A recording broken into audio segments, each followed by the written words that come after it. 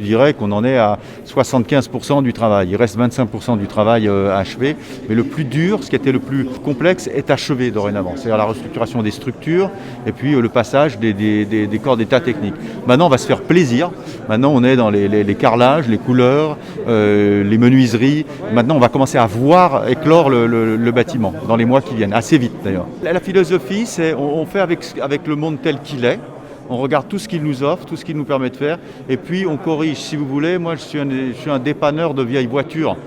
J'ai une vieille voiture, il faut qu'elle roule, et il faut qu'elle marche, qu'elle gaspille pas trop, qu'elle fasse pas trop d'essence. Donc j'ai des clés à molette, on règle d'un côté, on règle de l'autre, et à la fin, on va pouvoir réutiliser cette voiture, s'apercevoir qu'elle ne dépense pas trop d'essence.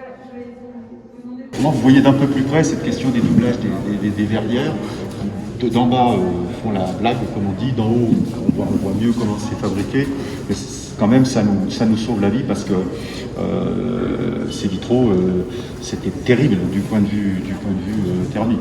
Et le tuyau en cuivre, le laiton, tout ça reste, c'est la poésie du lieu, et dans la mesure du possible ça fonctionne. On table sur une espèce de double surprise, la surprise de se retrouver dans quelque chose où on va se reconnaître et en même temps d'être étonné par ce dans quoi on se retrouve. C'est un peu paradoxal, mais ça marche assez bien en réalité.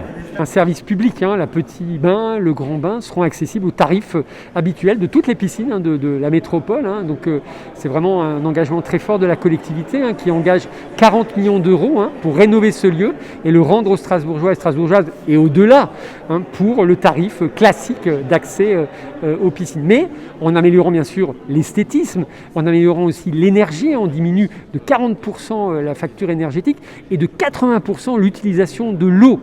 Et donc tout ça en respectant le patrimoine. Donc ça va être un lieu tout à fait magique pour l'activité physique des familles, des nageurs, des enfants, bien sûr aussi des malades dans le cadre du sport santé. Donc vraiment une offre globale qui va être offerte aux Strasbourgeois et Strasbourgeoises. Et puis des tarifs différents. Une partie pour les bains romains et une partie plus wellness avec une piscine extérieure, et puis la chaufferie qui est rénovée pour donner une nouvelle offre d'activité physique, une salle de sport particulière qui va être aussi ouverte aux Strasbourgeois et Strasbourgeoises, et aussi un accès du quartier, puisqu'il y aura une partie qui sera aussi mise à disposition des associations du quartier.